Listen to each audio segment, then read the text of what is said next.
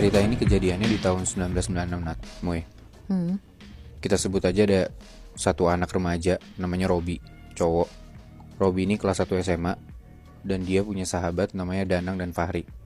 Oke. Jadi mereka bertigaan tuh.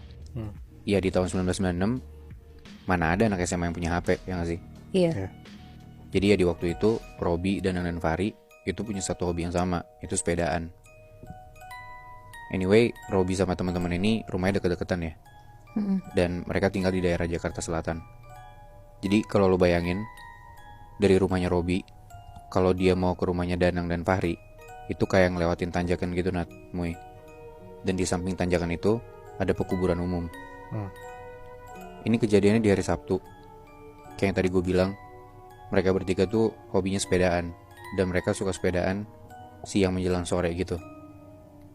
Dan di hari itu Robi nyamper teman-temannya. Dia izin sama nyokapnya mau sepedaan. Tapi nyokapnya bilang, baliknya jangan kemalaman. Kalau bisa sebelum maghrib tuh dari rumah. Dan jangan ngelewatin turunan yang biasa. Karena yang tadi gue bilang kan, ya lewatin tanjakan atau turunan gitulah. Buat Robi nyamperin rumah temennya. Nggak boleh lewat situ karena bakalan lewatin kuburan gitu maksudnya. Iya, sebenarnya ya biasa aja kan. Karena emang Robi selalu lewat situ. Cuman di saat itu, entah kenapa nyokapnya tuh punya firasat buruk Nat, Moy. Terus Robi dengan santainya bilang, ya udah gede sih mah, kenapa sih? Biarin aja, aku juga gak takut gitu. Udah tuh dengan dia gak mikirin omongan nyokapnya, jam 3 sore dia nyamper lah ke rumah temennya. Si Robi ini ke rumah Danang dulu, habis itu ke rumah Fahri. Tapi ternyata nyampe di rumah Fahri, mereka bertiga malah nongkrong, gak jadi sepedaan. Mereka malah main game. Sampai akhirnya menjelang maghrib, Robi dan Danang ini balik. Di sore itu, abis dari rumah Fahri, ya jalan ke rumah Danang dong. Tapi entah kenapa, Robi tuh ngerasa kalau sepedanya tuh berat banget. Padahal ya jalanannya bukan jalanan yang nanjak gitu loh. Bahkan ya rada-rada agak turunan karena kan kebalikan dari rumahnya Robi ke rumah teman-temannya kan. Udah tuh sampai ke rumah Danang, Robi gak muter balik. Padahal ya kayak disuruh nyokapnya, dia muter balik jangan lewat turunan gitu kan. Tapi ya si Robi tetap ngelewatin jalanan samping kuburan itu. Karena dia ngerasa kalau gue muter ya makin jauh, capek gitu loh. Dengan kondisi udah mau maghrib, udah ada kayak salawatan-salawatan gitu sebelum maghrib. Tiba-tiba pas hampir sampai di kuburan, rantai sepeda Robi itu putus. Dia turun dari sepeda, dia cek apa yang terjadi sama rantainya dia. Tapi ya dia gak bisa benerin, karena ya rantai udah putus mau digimanain gitu kan. Ditenteng lah akhirnya sepedanya ini sama Robi. Jadi Robi ngelewatin kuburan itu dengan kondisi dia harus jalan kaki sambil nenteng sepeda. Ini ngelintasin kuburannya di sampingnya kan, bukan di tengah. Betul, Gitu kan? di sampingnya, di samping kuburannya. Oke. Dan di situ kayak yang gue bilang tadi, jalannya turunan gitu. Hari udah mulai gelap, dan entah kenapa kok Robi ngerasa kalau jalanan tuh sepi banget. Padahal biasanya ada aja orang yang lewat di waktu mau menjelang maghrib itu. Gue deskripsiin sedikit kuburannya ya Nat, Moy. Iya. Jadi pekuburan umum ini tuh sebenarnya nggak terlalu gede, tapi di tengah pekuburan itu kayak ada satu batu besar yang bisa didudukin sama orang. Pas Robi jalan di samping pekuburan itu, entah kenapa Robi tuh nengok ke samping ke sebelahnya ke arah pekuburan dan dia ngelihat ke arah batu besar itu. Dan Robi di situ ngelihat ada orang, ada kakek-kakek pakai baju serba hitam dan pakai topi petani. Jadi kayak perawakannya badannya kayak kakek-kakek gitu udah tua, tapi ya mukanya nggak kelihatan karena ketutupan topi. Ya penjaga kuburan kali ya. Bener tuh Moy, Robi juga ngira kayak lu, yaitu tukang bersih-bersih kuburan mungkin kan. Tapi ya agak serem aja, udah gelap dan sepi. Robi ngerasa rada merinding ngelihat kayak gitu. Robi berusaha buat gak mikirin itu. Akhirnya Robi ngadep depan. Tapi pas Robi ngelihat lagi ke arah batu itu, tiba-tiba Nat, Moy, yang dia lihat wujudnya udah bukan kayak kakek lagi, tapi pocong. Berubah gitu. Berubah Moy. Di situ Robi langsung lari kenceng banget sambil susah-susah nenteng sepedanya, bener-bener lari kayak struggling banget kan. Sepeda lu nggak stabil, lu tergopoh-gopoh gitu, bener-bener panik kan. Tiba-tiba dengan dia nggak fokus apa yang ada di depan dia, muncul di depan Robi ada orang dan dia kaget banget sampai dia nabrak orang ini. Robi rada kepental dan panik. Dan pas dilihat di depan dia, ternyata itu kakek-kakek yang tadi duduk di atas pekuburan itu, di atas batu itu. Hah? Di situ Robby mau kabur ke depan dia, tapi tiba-tiba Robby tuh tangannya ditahan sama si orang ini. Robby narik-narik tangannya, dia bener-bener nggak bisa. Dan di situ kondisinya kakek-kakek ini pakai topi kan, Moy, Nat. Terus kakek-kakek ini ngelepas topinya ke atas, dan ternyata muka kakek-kakek ini tuh udah berdarah-darah, matanya dua-duanya bolong, dan kulitnya pada kelupas. Aduh. Di situ Robby panik banget, dia teriak-teriak. Dia beneran makin maksa buat kabur, dan akhirnya untungnya berhasil. Langsung tuh Robby lari kenceng banget ke rumah, sepedanya ditinggal di situ, dia udah nggak mikirin apa-apa lagi. Dia bener-bener lari, dia udah nggak kepikiran dia harus gimana, yang penting dia sampai ke rumah. Dan akhirnya Robby sampai di rumah dengan keadaan ngos-ngosan. Ditanya dong sama nyokapnya, kamu kenapa? Tapi Robby nggak bisa jawab, bener-bener dia nggak bisa ngomong apa-apa, panik sendiri, dan nggak bisa ngomong apa-apa, panik sendiri, dan nafasnya tuh nggak teratur banget. Dikasih minum lah sama nyokapnya. Tapi abis dikasih minum pun, Robby ini kayak nggak menunjukkan kalau dia lebih baik dan lebih tenang gitu loh.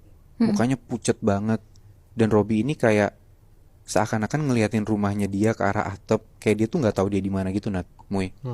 Dia ngerasa resah banget ada di rumahnya sendiri. Dan Robby tuh kayak tiba-tiba ngerasa menggigil, padahal ya dia pakai baju gitu loh.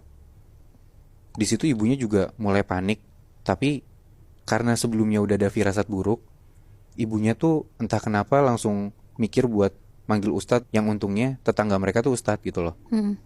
Akhirnya nyokapnya Robby langsung lah keluar dan gedor-gedor rumahnya si ustadz ini, dan diminta untuk datang ke rumahnya. Ustadznya datang ke rumah Robby. Ustadz yang ngeliat Robby itu kondisinya kayak gimana dan masih ngos-ngosan kayak gitu, ustadznya tuh bilang, ya udah Robby ini disuruh mandi dulu, dimandiin lah. Nanti habis isya saya balik lagi. Karena itu kondisinya udah maghrib lewat kan.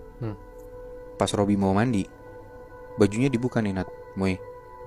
Dan tiba-tiba badannya Robby tuh bentol-bentol, kayak orang kudisan gitu loh. Itu dari atas sampai bawah, badannya dia bener-bener bentol banyak banget, merah-merah. Dan yang gak kena cuman muka, telapak tangan sama telapak kaki. Padahal sebelumnya ya Robby nggak nunjukin kalau dia punya penyakit kulit ataupun yang nggak ada gejala apa-apa gitu loh. Tiba-tiba aja. Singkat cerita, setelah udah isya, ustadznya datang lagi tuh ke rumahnya Robby. Dikasih lihat lah, si Robby tuh kulitnya kayak gini gitu loh, bentol-bentol. Ustadznya langsung nyuruh buat ngasih gabah bekas padi. Tau gak sih lu gabah bekas padi? Enggak. Jadi kayak semacam, ya kalau lu bayangin kulit-kulit padi yang warnanya coklat gitu.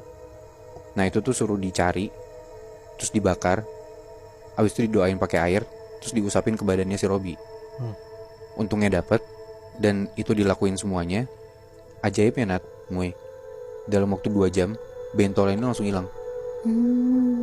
Dan setelah itu Robby udah makin tenang. Dari yang tadinya ngos-ngosan selama berjam-jam itu, bener-bener dia gak bisa ngomong apa-apa, panik, resah, dan aneh banget keadaannya Robby.